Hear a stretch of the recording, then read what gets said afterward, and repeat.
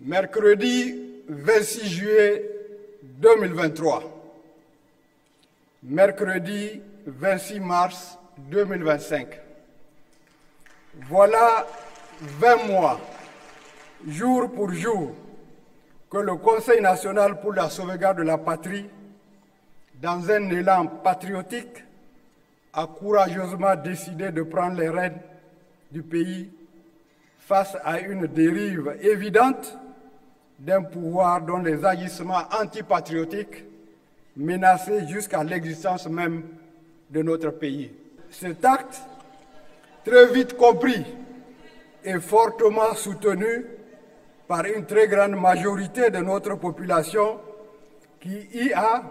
très tôt vu l'occasion de recouvrer une souveraineté confisquée par des prédateurs extérieurs soutenus par des hommes politiques sectaires, a été l'occasion d'un mouvement patriotique et populaire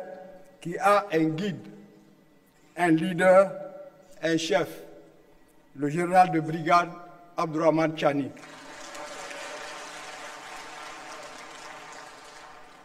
C'est donc cet homme, ce digne fils du Niger, ce militaire providentiel que nous célébrons aujourd'hui. C'est également pourquoi, à ma qualité de ministre de la Défense nationale, j'ai l'agréable plaisir, l'insigne honneur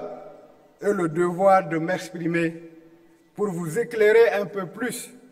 sur l'homme du 26 juillet 2023, ce soldat aux multiples mérites à l'occasion de cette cérémonie d'élévation au grade de général d'armée. En effet, si la cérémonie qui nous réunit ce jour constitue la première étape dans la mise en œuvre des conclusions issues des Assises nationales de la refondation, conformément aux engagements pris par le président du Conseil national pour la sauvegarde de la patrie de jouer sa partition et de répondre aux aspirations du peuple, elle est aussi pour nous la consécration d'un combattant, d'un homme d'honneur. Nous nous devons donc de célébrer avec toute la solennité requise notre frère d'armes, dont les faits d'armes sont indiscutables. Aujourd'hui, homme d'État, il a eu, avant ce saut dans l'histoire, une vie tout aussi remarquable au sein des forces armées nigériennes comme chef militaire rigoureux, humble et pragmatique.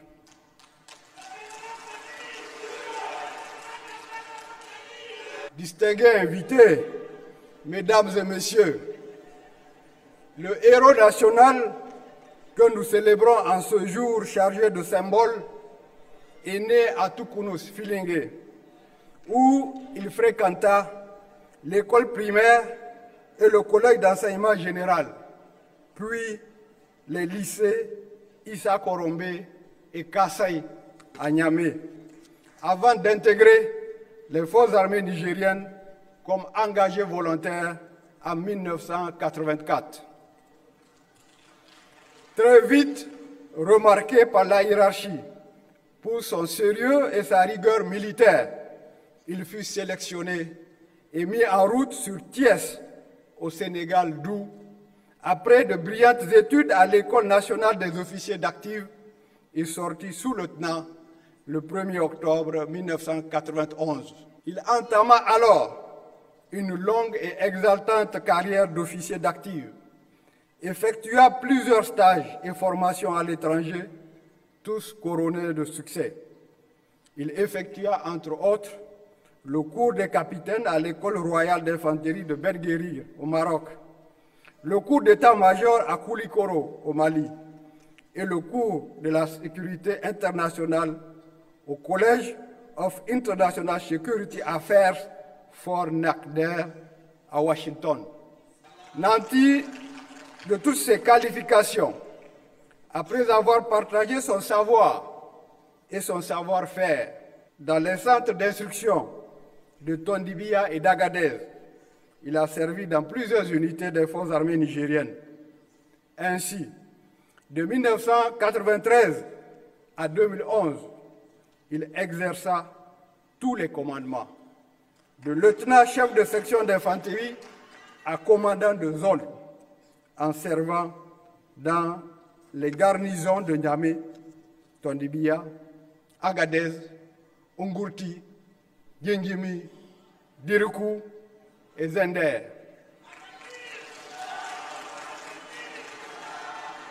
Dans la même période, il fut déployé à plusieurs reprises dans les opérations nationales de lutte contre l'insécurité dans l'Aïr, à Tchingalen et dans le lac Tchad. Il occupa dans le même temps plusieurs fonctions de haut niveau dans les états-majors, notamment dans les structures en charge de la planification et de la conduite des opérations. Mais son parcours professionnel ne s'est pas limité aux théâtres nationaux. Il a brillamment été engagé dans plusieurs missions extérieures, dont la mission de la CEDEAO en République de Côte d'Ivoire, BCC, puis l'opération des Nations Unies en République de Côte d'Ivoire, ONUCI, à la tête du bataillon nigérien, contribuant ainsi à mettre un terme à la crise ivoirienne de l'époque, la mission de l'Organisation des Nations Unies au Congo, MONUC, où il a particulièrement été engagé dans le processus de désarmement, démobilisation, réintégration, réinsertion, DDRR. La mission des Nations Unies au Darfour, MINUAD, et enfin la force multinationale mixte, FMM, de la Commission du bassin du lac Tchad, où il commanda le contingent nigérien basé à Baga, au Nigeria, ayant contribué à circonscrire l'insécurité dans la région. Tous ces engagements ont été reconnus par la nation, qui a récompensé les qualités intrinsèques d'un soldat dévoué, connu dans les rangs des forces armées nigériennes pour son sens élevé du devoir, sa probité et sa dignité. Il a ainsi été décoré grand officier de l'ordre du mérite du Niger, reçu toutes les décorations dans l'ordre national du Niger, la croix de vaillance avec palme, la croix de vaillance avec étoile, la décoration de la fourragère aux couleurs de la croix de vaillance, pour ne citer que celle-là. À partir de 2011, il commanda la garde présidentielle jusqu'au 26 juillet 2023, où le destin le propulsa à la tête du Conseil national pour la sauvegarde de la patrie. Comme vous venez de le voir, le soldat et l'homme d'État auquel nous rendons hommage aujourd'hui s'est construit un parcours exceptionnel fait de dévouement, de sacrifice, d'élévation d'esprit, de courage et de patriotisme. Ce n'est donc pas le fait du hasard si le général Abdourahmane Tchani fait aujourd'hui l'unanimité au sein de nos populations qui lui ont témoigné cette reconnaissance à travers une première historique d'élever elle-même, sans intermédiaire, un officier de leur armée au grade supérieur et de surcroît au grade le plus élevé. Au-delà du caractère historique et exceptionnel de cet acte, il y a là la claire incarnation du lien, de la symbiose entre un homme et son peuple. Lien créé, faut-il le rappeler, dans l'épreuve et dans le sacrifice d'une nation debout, déterminée à ne plus courber l'échine et résolument engagée depuis le 26 juillet 2023 dans un processus irrévocable de refondation. Distingués invités, mesdames et messieurs, vous vous doutez bien qu'en tant que ministre en charge de la défense de notre territoire, de la protection des Nigériens et de leurs biens, je ne peux passer sous silence le deuil que nous observons depuis les événements tragiques du vendredi 21 mars 2025. Ce jour-là, plus d'une cinquantaine de nos compatriotes, une quarantaine de nos compatriotes, civils, désarmés, ont été lâchement assassinés dans une mosquée en un jour saint de vendredi, en plein mois béni de Ramadan. Qui, en dehors d'individus sans foi, ni loi, sans repère, sans aucune humanité, peut, dans le tableau que j'ai décrit, perpétrer une telle ignominie. Il ne peut s'agir que d'une monstruosité téléguidée de l'extérieur et en total décalage avec nos valeurs socio-culturelles et religieuses. Je voudrais, à ce stade de mon propos, rassurer le peuple nigérien que, nonobstant